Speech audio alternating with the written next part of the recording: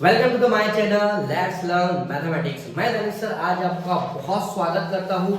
बहुत दिनों के बाद आज मैं फिर से आ गया हूँ आपके लिए एक नया लेक्चर लेकर। लेक्चर नहीं है लेकिन एक छोटा सा टॉपिक है जिसमें बहुत सारा कंसेप्ट आप लोगों को सीखने को मिलेगा। जी हाँ, यहाँ पर देखिए एक ट्रिग्नोमेट्रिक टेबल है जो बहुत सारे स्टूडेंट्स को बनाते हुए नहीं आता है और उनकी अलग अलग एंगल्स के अंदर जो वैल्यूज होती है याद करने में बहुत दिक्कत जाती है। तो आज हम इस लेक्चर के थ्रू ट्रिग्नोमेट्रिक टेबल को बहुत इजीली तरीके से समझ लेते हैं। तो चलिए स्टार्ट करते हैं। तो चलिए मेरे साथ स्टार्ट करते हैं। यहाँ पर मैंने एक स्ट्रक्चर यहाँ पर बना के रखा है, पहले से आप लोगों को आसानी से समझ में आ जाएगा। यहाँ पर देखिए हमने थीटा की अलग अलग एंगल्स की वैल्यू ले ली है।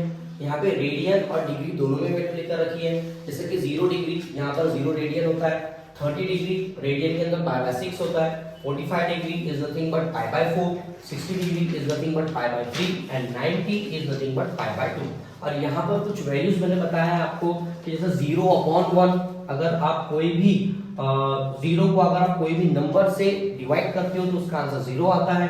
और अगर आप कोई भी नंबर को, मैंने यहाँ पर 1 लिया है, कोई भी नंबर को अगर आप यहाँ पर 0 से डिवाइड करते हैं तो उसका आंसर इंफिनिटी आता है। इंफिनिटी मतलब क्या है? Does not exist, can't define.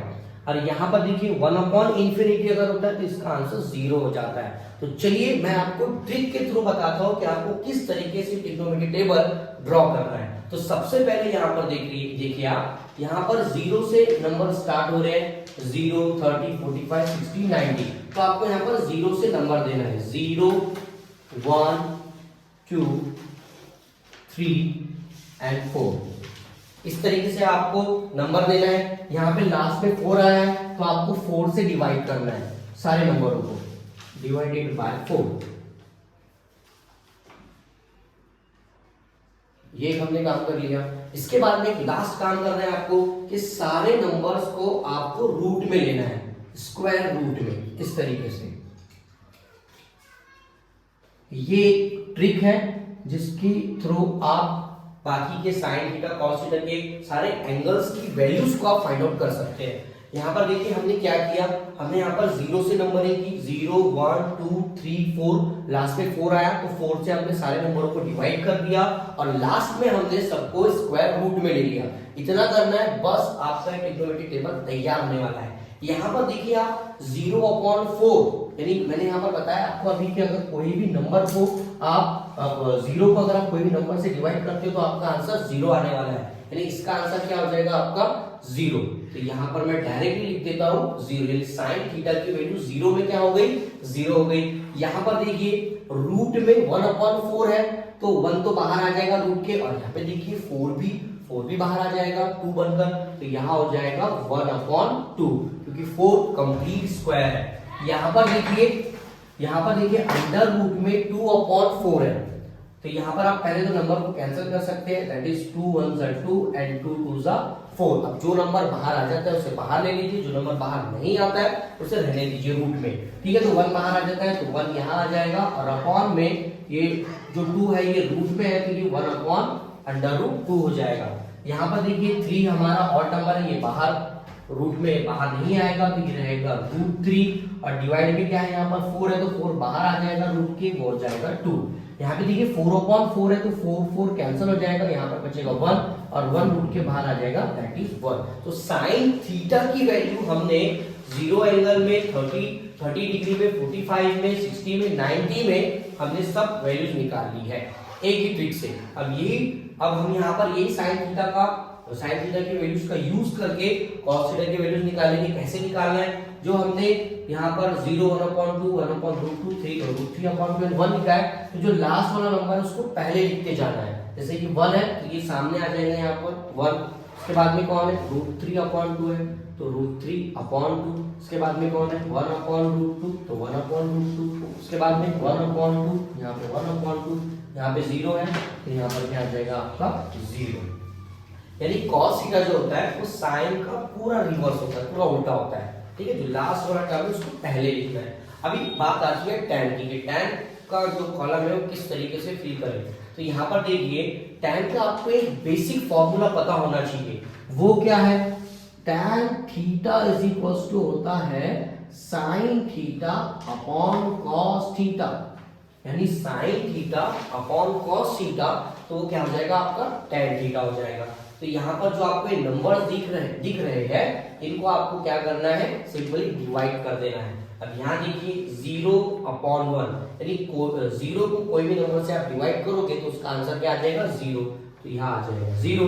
यहाँ देखिए 1/2, और ये जो लाइन है इसको आप डिवीजन वाली लाइन समझ लीजिए, डिवीजन बाय √3/2, इसका डिनोमिनेटर सेम है, denominator cancel, so answer is 1/√3।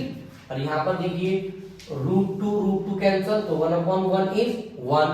यहाँ पे देखिए 2 से 2 कैंसल, तो √3/1, √3/1 का मतलब कितना होता है √3, नीचे डिनोमिनेटर को 1 हम नहीं लिखते हैं।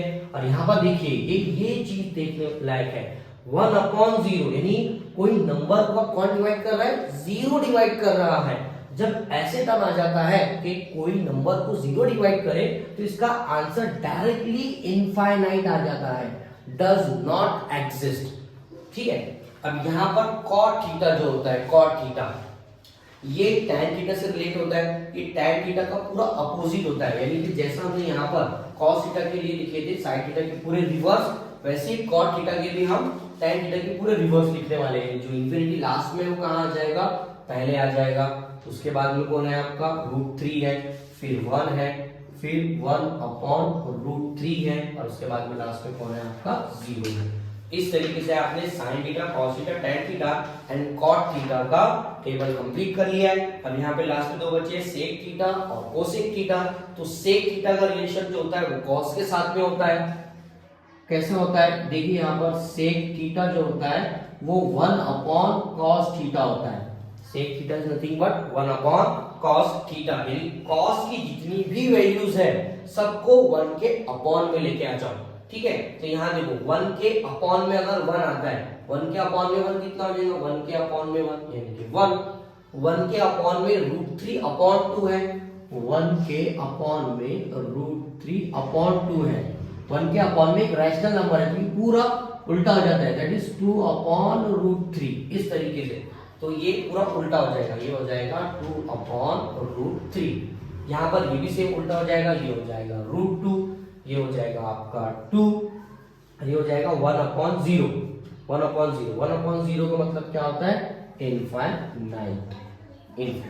ठीक है, कोसेक थीटा जो होता है इसका आप दो तरीके से निकाल सकते हो, ये साइन का रेसिप्रोकल होता है, यानी कि cosec theta is equals to 1/sin theta, ऐसे कर सकते हो।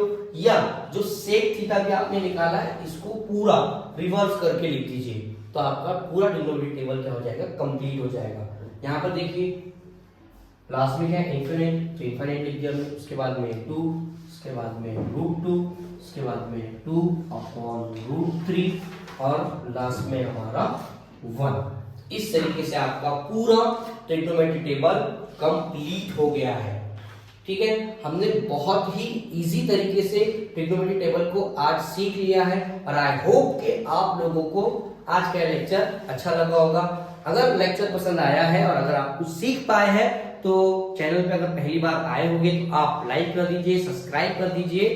ठीक है, चलिए मिलते हैं नेक्स्ट लेक्चर में।